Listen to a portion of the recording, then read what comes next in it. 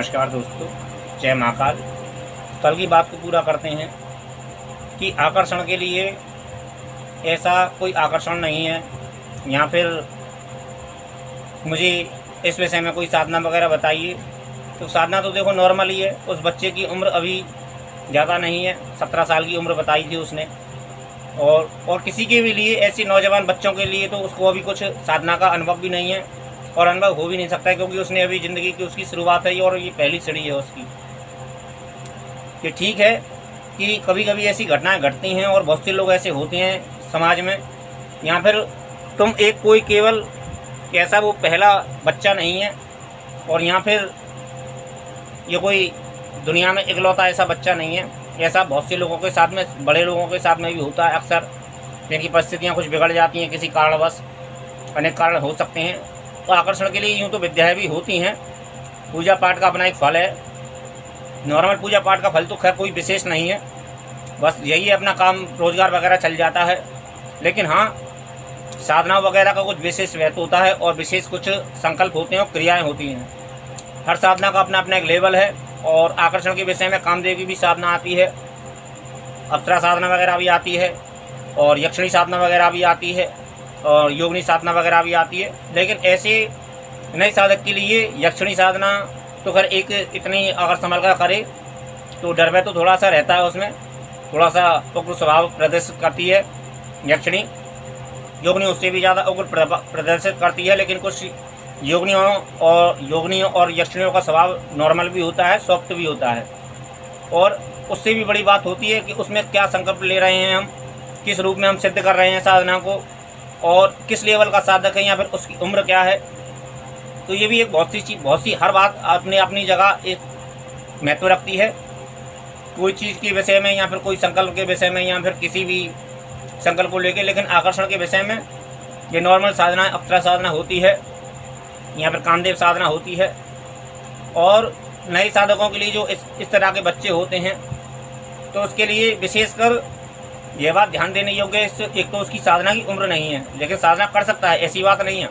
यदि गुरु के मार्गदर्शन में साधना करेगा तो सफल भी हो जाएगा। लेकिन एक जो पहली सीढ़ी होती है वो इष्ट की साधना होती है, या फिर किसी भी देवी देवता को साधने की साधना होती है, क्योंकि उससे पहले डायरेक्ट वो साधना तंत्र क्षेत्र में नहीं आ सकता है। और बंदिशें तो नहीं है, और बंदिशें होती भी हैं, ये समझने की केवल एक क्रिया होती है।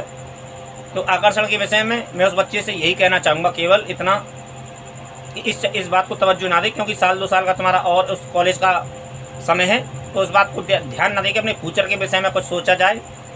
और मेरा एक बात जरूर परामर्श दूंगा मैं उस बच्चे को, कि यदि व्यापार के विषय में, यदि नौकरी के विषय में सोचता है, तो मैं नौकरी को तवज्जो नहीं देता, सरकारी नौकरी को, क्योंकि कहीं ना कहीं एक पट्टा होता है गले में, और जो मुझे पसंद नहीं है किसी का भी गुलाम बनकर। क्योंकि गुलामी होती है, किसी की भी हो, सरकारी गुलामी हो, या फिर किसी बॉस के नीचे अपनी कोई लेवल हो, तो मुझे तो वो यह पट्टा पसंद नहीं है अपने जीवन में। तो मैं दूसरे को भी यही कहूँगा अपने व्यापार में, क्योंकि दूसरे के नीचे हम नौकरी करेंगे तो कहीं ना कहीं, और सरकारी नौकरी में यह चांस बना रहता है, व्यक्ति यही सोच के जाता है सरकारी नौकरी में कि थोड़ा सा जो एक्स्ट्रा इनकम है वो कहीं ना कहीं भ्रष्टाचार के जरिए इकट्ठा करता है व्यक्ति, तो कहीं ना कहीं गलत रूलों को अपनाता है। तो उस विषय में मैं सुझाव नहीं दूंगा, क्योंकि साधारण इनकम से आदमी संतुष्ट हो जाए, ये अच्छी बात है, हो जाए, उसके जीवन में दंड लागू नहीं होगा।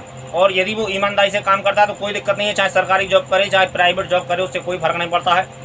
लेकिन जहाँ तक अपने कारोबार की एक ऐसी स्थिति होती है कि हम अपने कारोबार को हम कितने भी ऊंचे लेवल पर ले जा सकते हैं, और कितनी भी बड़े से बड़े स्तर पर हम ले जा सकते हैं। हमारे अंदर कितनी लगन है, कितनी जिज्ञासा है, या फिर कितनी विस्तार करने की आवश्यकता है, या फिर कितनी हमारे अंदर जिज्ञासा है, तो ये एक समझने वाली बात है।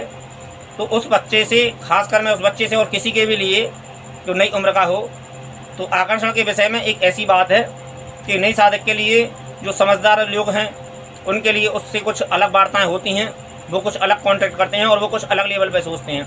लेकिन यहाँ मैं उस बच्चे को ध्यान में रखकर वीडियो बना रहा हूँ, तो इस बात को मैं उस बच्चे से केवल इतना ही कहूँगा कि आकर्षण की विद्याएँ तो होती हैं, लेकिन आकर्षण की तुम्हें आवश्यकता नहीं है, क्योंकि उनके मन में जो धारणा बन चुकी है, क्योंकि तुम अभी अपना इतना समय नहीं दे पाओगे, और तुम्हारे घर वाले भी तुमको इस क्षेत्र में नहीं जाने देंगे अभी, क्योंकि तुम्हारी अभी उम्र नहीं है इतनी।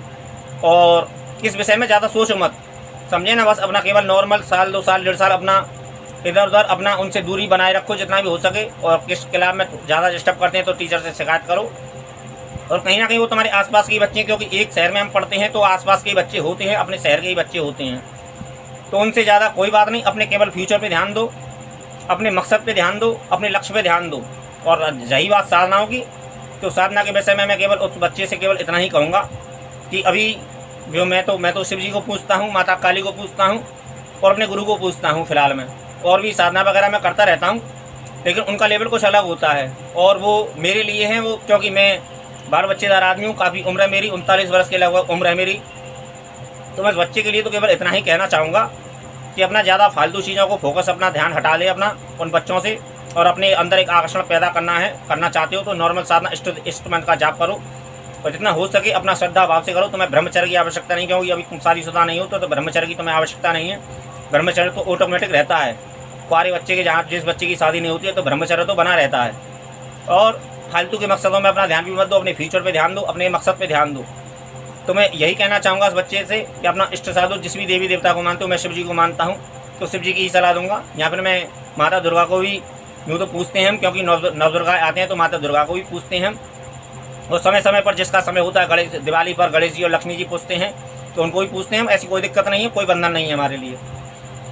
लेकिन मैं शिव जी को पूछता हूँ तो शिव जी के ऐसे नॉर्मल पाठ होते हैं और सभी के लिए अनिवार्य होते हैं। तो शिव जी के विषय में ऐसे अनेक पाठ हो सकते हैं, वो मुझसे सलाह मशवरा कर सकता है। और मैं यही कहूँगा कि स्कूल के बाद में जो समय बचता है उसमें अपना थोड़ा सा काम धंधे पे अपना ध्यान दें। कोई भी अपना एक ऐसा काम चुने, कोई भी ऐसा जहाँ पैसे की आमदनी हो। किसी दुकान पे जाके, कपड़े की दुकान होती है, वहाँ ज़्यादा मेहनत नहीं करनी पड़ती, आदमी को नॉर्मल कपड़े वगैरह दिखाने पड़ते हैं, और 4-6 हज़ार रुपये महीने जो भी तुमको मिले ओवर टाइम पार्ट टाइम में तो वो कर सकते हो। यहाँ पर पार्ट टाइम और भी कोई काम तो हो तुम्हारे पास में तो, और यदि कोई काम सीखना चाहोगे तो काम सीखने में थोड़ा सा पैसा नहीं मिलता है हमको। तो फिलहाल मैं अपना इन चीज़ों को, क्योंकि किसी भी कभी भी साधना वगैरह भविष्य में यदि करने की आवश्यकता हुई, पैसे को, एक बात और, पैसे को संभाल के खर्च करो, सोच समझ के खर्च करो, क्योंकि मेहनत से पैसा कमाया हुआ बहुत सोच समझ के खर्च करना चाहिए। यूँ ही व्यर्थ नहीं गंवाना चाहिए हमको शौक मौज में। अपने शौक मौज भी किए जाते हैं, अपना जो कुछ भी हो सकता है किए जाते हैं, अपने नॉर्मल जीवन में किए जाते हैं और करने भी चाहिए, समझे ना। और मैं तो एक त्यागी टाइप का व्यक्ति नहीं हूँ और मैं सलाह भी नहीं दूंगा, क्योंकि त्यागने की ज़रूरत नहीं है। भगवान ने हमको ये सब कुछ इसी संसार में हम जब हैं तो हमें त्यागने के लिए नहीं बनाया है, हमें भोगने के लिए बनाया है। लेकिन भोगना हमें ध्यानपूर्वक है और ज्ञानपूर्वक है, भोगने की कोई मनाही नहीं है। हर चीज़ भोगी जाती है, हर चीज़ का सुख लो अपने जीवन में, एहसास करो और महसूस करो कि किस चीज़ का क्या रिजल्ट होता है। अनुभव करके चलो, प्रैक्टिकल करके चलो, क्योंकि तुम छात्र हो साइंस के, तुम साइंस भी रहता है, कॉमर्शियल भी रहती है। प्रैक्टिकल अपनी एक विद्या होती है, प्रैक्टिकल से होता है, प्रैक्टिकल से बहुत से निष्कर्ष निकलते हैं।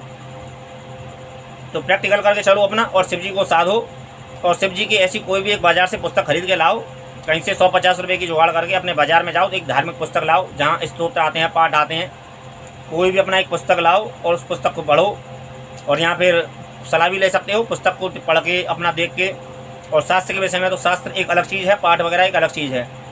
पाठों की बहुत सी किताबें आती हैं पुस्तक बाज़ार से, तो इकट्ठे उसमें पाठ आते हैं, उसमें कोई भी अपना पाठ सुन सकते हो, पूछ सकते हो, सलाह ले सकते हो।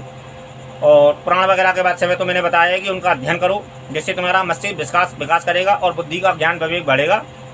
तो मैं उस नौजवान से यही कहना चाहूँगा कि एक अपना कोई पाठ आरंभ करो और एक अपना समय सुनिश्चित करो। अपना सुबह भोर में जल्दी जगो और हो सके तो अपना सुबह पाठ स्टार्ट करो और अपना नॉर्मल अपना दैनिक पूजा पाठ स्टार्ट करो। और धीरे धीरे पहले अपने शरीर को उस चीज़ में ढालो और उस चीज़ को अपनी थोड़ी सी उनको लाभ भी मिलेगा उससे, यदि निरंतर तुम पाठ करते हो।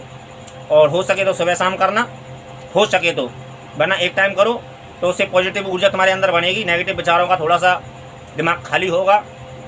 और हो सके तो अपना सुबह शाम करो, यह मेरे तरफ से अपना एक सलाह है और विचार है।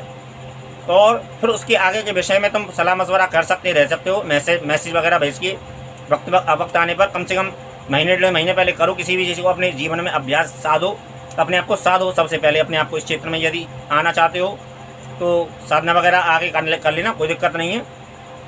अभी अपने आप को साधो, थोड़ा सा अपने अनुभव को बढ़ाओ। और अभी तुम्हें आकर्षण साधना की आवश्यकता नहीं, क्योंकि ना तो तुम्हारी सूरत बुरी है, ना तुम्हारे अंदर कोई ऐसा दुर्गुण मुझे लगता है। तो मैं यही कहूँगा कि आकर्षण के चक्कर में मत पड़ो, अभी ये विद्या तुम्हारे लिए नहीं है। और जो होती है तुम्हारी, जो स्कूल कॉलेज में जो तुमसे वार्ता होती है या फिर जो व्यवहार करते हैं शिक्षक, तुम्हारे मित्र वगैरह, तो उनसे उन बातों में ध्यान मत दो, अपने फ्यूचर पे ध्यान दो, अपने और लक्ष्य पे ध्यान दो अपना, और अपना जितना भी हो सके अपना कोई काम वगैरह सेट करो। तो मैं यही कहना चाहूँगा कि कोई पुस्तक की पाठ की कोई पुस्तक लाए बाज़ार से और उसका अध्ययन करें। सबसे पहले किस पाठ का क्या फल है यह पहले निष्कर्ष निकाले, और फिर बाद में सलाह मशवरा करें। कोई भी पाठ स्टार्ट कर सकता है और हर पाठ का अपना अपना एक अलग फल होता है, तो उसमें तुम्हें मैं बता दूंगा। और कोई भी सलाह मशवरा मांगेगा तो मैं दे दूंगा, कोई ऐसी दिक्कत नहीं है। कोई पैसे की आमदनी नहीं है तो तुम्हारे पास में सामग्री नहीं जुटा हुई और तुम्हें साधना की अभी आवश्यकता भी नहीं है। अभी नॉर्मल पाठ स्टार्ट करो, अपने आप को साधो और इष्ट की कृपा प्राप्त करो। जिस भी देव को साधो उसकी कृपा होगी तो बहुत सी चीज़ें तुम्हारी नॉर्मल होंगी, और कुछ कम होंगी ये चीज़ें, और कम होंगी तो फिर धीरे धीरे जीवन चलता है, उसको चलने दो, उसकी कोई दिक्कत नहीं। क्योंकि तुम्हारे अभी खास जीवन में कोई ऐसी दिक्कत नहीं है मेरे देखे, तो उस चीज़ पे ज़्यादा रिएक्ट मत करो और ज़्यादा ओवर रिएक्ट मत करो। उससे होता रहता है, ऐसा चलता रहता है बहुत से लोगों के। मेरे जीवन में भी जब मैं असफल था तो मेरे जीवन में भी होता है और हुआ है, और बचपन में भी होता था मेरे साथ में जब मैं ज़्यादा समझदार नहीं था। लेकिन मुझे ईश्वर मिला, गुरुदेव मिले हमारे, तो बाकी काफ़ी चीज़ें हम समर्थ हैं व्यक्ति का मुकाबला करने में, तो हमें कोई फ़र्क नहीं पड़ता है। और यही होता कहेंगे कि मैं भी अपने नॉर्मल बचपन में ऐसा ही था, तो लोग ऐसा ही व्यवहार करते थे, तो उससे कोई दिक्कत नहीं है। होता है, धीरे धीरे आयु बढ़ती है, समझदारी बढ़ती है, तो उससे बहुत सी चीज़ें हमारी सहूलियत में आ जाती हैं, बहुत से अनुभव में हो जाती हैं। और अपने फ्यूचर पे ध्यान दो, अपने लक्ष्य पे ध्यान दो, और जीवन में क्या करना चाहते हो इस विषय में कुछ सलाह मशवरा कर सकते हो, यहाँ पर बात कर सकते हो। तो मैं यही कहूँगा कि कोई पाठ वगैरह की पुस्तक लाओ, शिव जी वगैरह की, और जो तुम्हारी इच्छा करे तो पाठ वगैरह की कोई भी पुस्तक ला सकते हो तुम। और अपने जीवन में अपना विकास के लिए तुम आकर्षण की भी तुम्हें आवश्यकता नहीं है, और उस चीज़ पे ध्यान मत दो। धन्यवाद मित्रों, जय राम जी की जय महाकाल।